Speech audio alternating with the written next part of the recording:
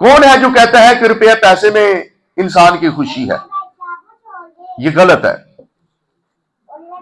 कौन है जो कहता है कि दुनियादारी के गुनाह करते रहे और इसमें खुशी है?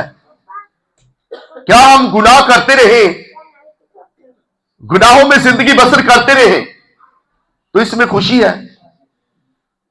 कौन कहता है कि नाच रंग करने में खुशी है? कौन कहता है कि शराब पीने में खुशी है? इन चीजों में खुशी नहीं है। कौन कहता है कि बुरे कामों में खुशी है? कौन कहता है गाली गलौज करने में खुशी है? कौन कहता है लड़ाई झगड़े में करने में खुशी है? लड़ाई झगड़ों में खुशी है जी, गाली गलौज में खुशी है। लेकिन इंसान ये सारे काम करता जा रहा है।